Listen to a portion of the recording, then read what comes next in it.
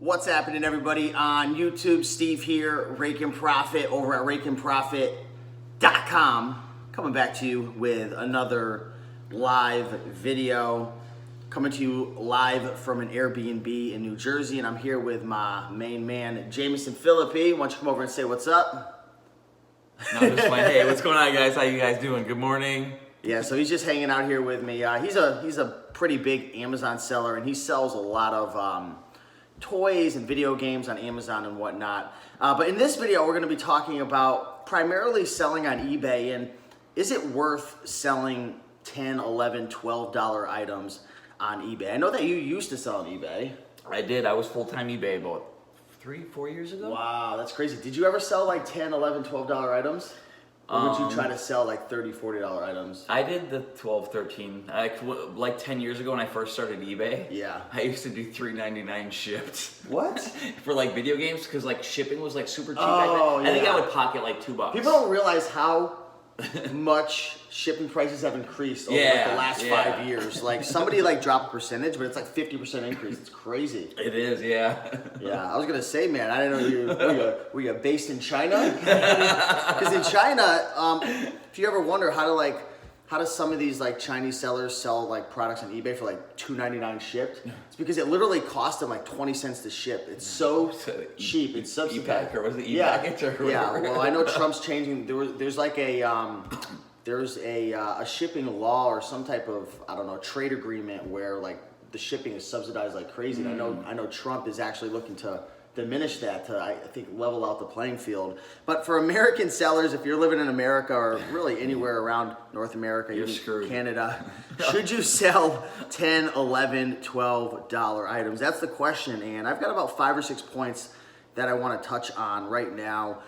Because I'll tell you right now, well, let me make a general statement. I would say for most people, 90% or more, and it looks like we got a $1.99 super chat from Liquidation OH. What's up, my man? Good to see you. I'm always tuning into his channel, so be sure to give him a subscribe. Appreciate you. Thank you so much. But I would say for 95% of the people out there, I would say, and this even goes for Amazon sellers as well, I would say you want to stick with a higher selling price.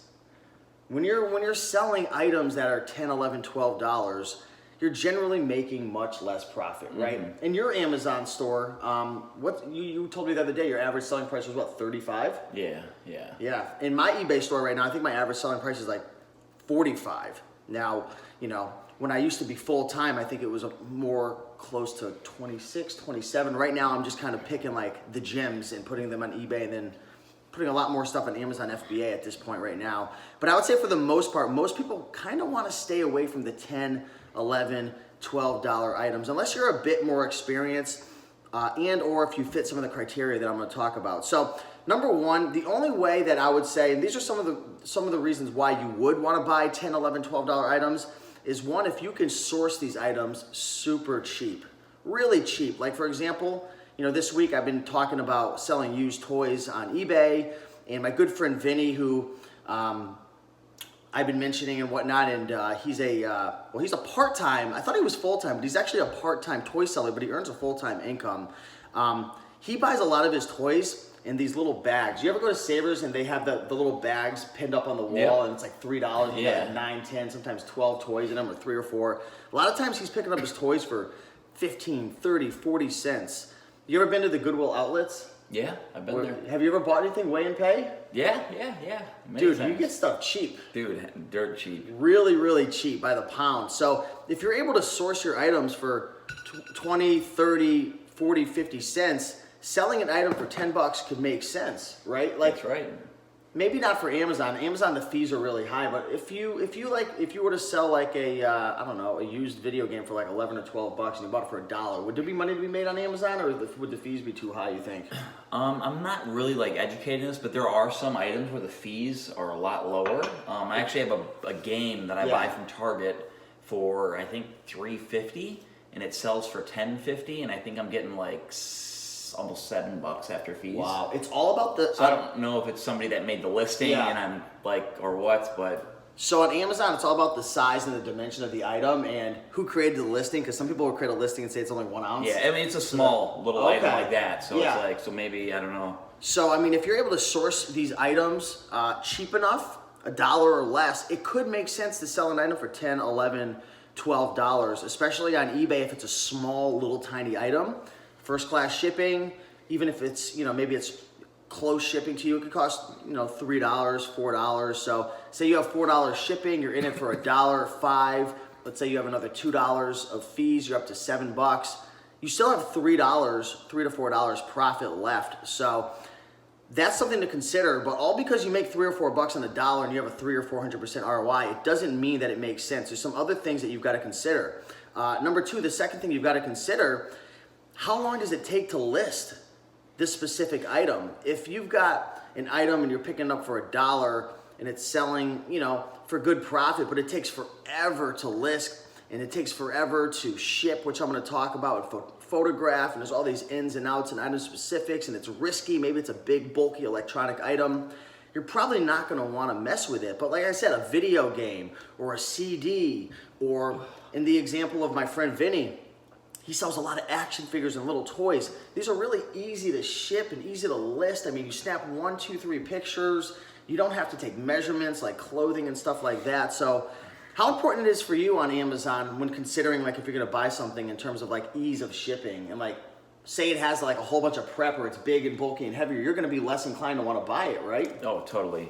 Label and ship it, and that's my method. Yeah, like some items, like the other day we were out at Target and there was an item that you could have bought, but it was like it had the potential hazmat warning, right? Yeah. So it's like, do I really want to deal with like the risk of like it getting restricted? Yeah. And, stuff like that. So, like I said, number one, first off, in general, most people are going to want to avoid the small little tiny items unless you could source it really cheap. Number two, if it's easy to list, maybe you only need a couple of photographs. It's small, it's tiny. Number three, I know this doesn't really apply to Amazon. Well, it does if you do bundles. Do you sell bundles at all on Amazon? A couple. So, like, I guess the equivalent of bundles on eBay would be selling in lots. So, what a lot of people do is they'll take a lot of items. Like, they'll take an item that maybe wouldn't be worth selling, like, I don't know, maybe a Tommy Bahama plain little Hawaiian shirt that might only sell for 14 or 15. It's not really worth selling on its own, but they pick it up because there's 3 or 4 of them in the thrift store. So they lot them up together, and then selling it makes it worth their time. It's a lot easier. You don't have to take as many pictures. You don't have to ship as many items. It's one single lot. So for example, if you're selling toys, you can put things in lots. If you're selling clothing, you could sell things in lots. So consider that as well. You could take a potential bad deal and make it a pretty good deal by lotting it all together. Did you ever sell lots on eBay? Oh yeah. You did? Times I used to do like lots of video games. Yep, that's cool. Would you lot it up with like a system, or? I usually would list the games that would ship, like if like it was like a common game that sold for $3-4 shipped sometimes, I would lot like 10 of those together for like 30-40 or something like that. John says a clothing item like a shirt takes about 2 minutes. Let me get that comment back. Takes about 2 minutes to photo, take photo measurements and photos and list by sell similar in another. Yeah, that's a great tip right there. I wouldn't say 2 minutes to list a shirt. Trust me, I've listed a lot of. Longer than that. It's definitely longer than 2. You can get it under 5 minutes, but if you're doing it in 2 minutes, please make a video showing me from start to finish. You have got to be like, you're like Sonic the Hedgehog. You're like flying through that listing. Always learn so much from your channel. Thanks for sharing. Hey, appreciate that, brother. So number 4, and I already kind of touched on this, if you're gonna buy a $10, $11, $12 item to sell on eBay or even Amazon, ease of shipping is very, very important. If it's gonna be a big, bulky, or fragile, or something that could get easily damaged, or I was talking about hazmat items, things that could be restricted, or you could have issues selling it, you wanna be careful with it, right? That's why when you're new, I always recommend like making sure that like you avoid the items that are really just hard to ship and that are high risk. Stick with the small, light items when you're first getting started. Number 5, you've got to value your time. How much profit is in the item? That's the number one thing that you've got to do. Like before you buy an item, like you've got to ask yourself, is this worth my time? It's not only about the profit, but how much time is it going to take? Like Jameson was saying, is it just easy as just slapping a label on it and shipping it off? What are some of the most annoying items that you used to hate, like selling, like on eBay or Amazon? Like for me, it was always like the big bulky, like I was at a garage sale the other day and they had a big Yamaha receiver. Oh gosh. And I was just like, you guys, this thing was $10 and I looked it up on Amazon and the Raiken Electronics was pretty decent. It was like, I don't know, 30 or 40,000 and it had like 200 reviews. And I could pick it up for $10 at the garage sale. I probably could negotiate it for $5 and it was selling for 150. So it was like so much profit, but I'm like, this thing weighs like 40 pounds. I'm gonna have to find a box for it. I'm gonna have to package it all up, ship it out. Like this thing, put it in another box. Put it in another box, and then like I've got to put just all these I don't know, man. It's gonna get smashed up in the mail. Like, what about you? Is there anything that you don't like? When I used to do like garage sales and Goodwills, I used to do the cordless phones, where you'd have the main phone and then like 9 phones that came with it and like 48 cords. Been there, done Having to that. freaking prep that and label it and do all that and box it up, and then like you would get returns. Thanks, Resell Rabbit, for inspiring us. Yeah, for that. you get returns because you didn't have like the manual. Yeah. So I'd print the manuals up. They'd be like 70, 80 pages long, dude. I'd spend like $9. Did Resell Rabbit teach you Yes. that? I was in a hotel once with him, and it was like a library with documents all over. Oh man, that's funny. So ease of shipment, value your time. It's not only about the profit, but how annoying is it going to be? How much is it going to interrupt your lifestyle? Right? Are you going to be hunting for boxes, creating Frankenstein boxes, worrying all the time, is the item going to get damaged, so on and so forth? So that's something to definitely consider. Lisa says you have to have parameters before you go sourcing so you don't buy everything you see. You're going to make that mistake if you're new. When I was new, I bought everything I saw, and then I ended up with a JCPenney warehouse in my bedroom. I remember my mom, she told me, she goes, Steven, I want to let you know, when you first started eBay, I didn't let the cat go into your room. She said it smelled really bad because I had so much clothing and like junk from the thrift store. It was not a healthy environment. So, Starbucks mugs, those sell really well. I love Starbucks mugs. Speaking of Starbucks mugs, this guy picked up what, like 60 the other day? Yeah. It's an RA deal, so he like bought out a. Where were you? I think I was in Pennsylvania. Yeah, he bought out a whole Starbucks store, and they gave him what? They gave you a $100 discount, you said? Yeah. And free coffee. And free coffee. That's awesome. So let's recap so far, and I got one more tip for you. Number one, how cheap do you source items? You could sell $10, $11, $12 items if you source them cheap enough. Now, some of the criteria you're going to want to make sure you match is number one, making sure that it doesn't take forever to list. It's not super annoying to photograph. There's not a ton of item specifics that you have to follow and things to worry about. Consider selling in lots. You could take a bad deal and make it into a good deal by taking something that only has $2 profit and lotting it all up. If you're selling used toys, which you're going to be learning a lot more about over the next upcoming weeks, you're gonna learn quite quickly that selling in lots is very, very profitable. Ease of shipping. Is it easy to ship? If it's super annoying, you might not want to mess with it because there's not going to be a lot of meat left on a bone selling a $10 to $11 item. Value your time. Yes, you might be able to make $3 or $4 on a $10 or $11 item, but is it worth your time? How long does it take to ship? How long does it take to list? What are the risks involved?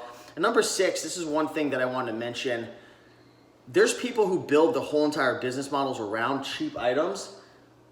And even though maybe it takes quite a bit of time to photograph and list and it wouldn't be worth it for you, it's a scalable business model because they have employees, okay? Now, having employees is an additional cost, but if you know your numbers and you could source, 300 of these items a week and make $1 off each one of them without having to really do much, but your employee's doing it all for you, it might be worth your time. For you, doing it yourself, it might not be worth it, but if you have a team helping you, selling some of these items, if you know your numbers down to the T, it might be worth your time. So hopefully you guys found value in this video. Appreciate you being on, my man. Actually, I do have a little tip to add. Yeah, drop it in, man. When I used to do eBay, like when I first started, like I would do the $7, $8 shipped items. Yeah. And thanks, Lisa. They would be like the only, I would sell 2 and go to the post office and waste 40 minutes driving there and coming back. Yeah. So once I built up my eBay business where I'm selling 20, 30 items a day, I didn't mind doing those lower cost items because I'm already going to the post office anyways. It's literally in a label, boom, done, ship it off. So at that point, it might be a little more worth it if you're already going to the post office and it's very little work added on to make that few extra bucks. But if you're just going there for that, then don't do it. Because I used to do that for a Yeah. long time, where I'm probably wasting more money in gas than. Isn't that the worst? Like, I remember when I was like first getting started, and then various times like I would start my eBay account up, and you sell one item that day, and it's like you're super busy, and you're like, crap, I gotta get back to the house and ship out this thing that's gonna make me like $3 profit. It's like, it disrupts your whole day. Yeah. So you definitely gotta be careful with that. If you guys enjoyed this video, do me a big favor and smash that like button down below. Lisa says, I'm super excited for the toy guide to come out. If you guys haven't heard, I actually teamed up with my good friend Vinny, who is well, I thought he was full-time, but I should have known, he works a full-time job. He's a part-time reseller, but he puts in close to full-time hours. He's a hustler, but he's earning, $3,000-$4,000 in gross sales selling used toys. So we teamed up together and we created an ebook that's all about toys. So it's called Toy Brand Profits. If you want to get on a waiting list for that, you go to raikenprofit.com/toy guide. I'll update the links down below, but I know a lot of people are excited about that.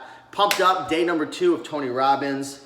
We got it going down. Yesterday, firewalk, man. How was that? Dude, How was that it walking was on fire? insane. Yeah.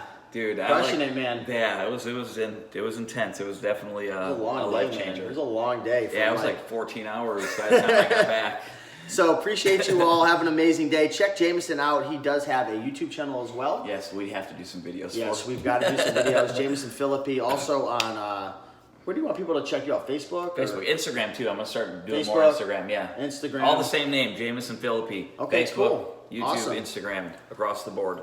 John says we work full-time selling eBay on the side, Poshmark, Macari, and Etsy. That's awesome. Yep, so his channel is Jameson Philippi. I'll link that up down below afterwards. But with that being said, super grateful for you all watching. Hopefully I was able to add, or we were able to add some value to you guys this morning. And go out there, crush today, make today count. Any final words of wisdom, man? Don't forget to smile. Go out there, smile, enjoy your life. Tony Robbins, what was he saying? Live in a beautiful state. Yes. Be grateful for today. Thanks, Boom. guys.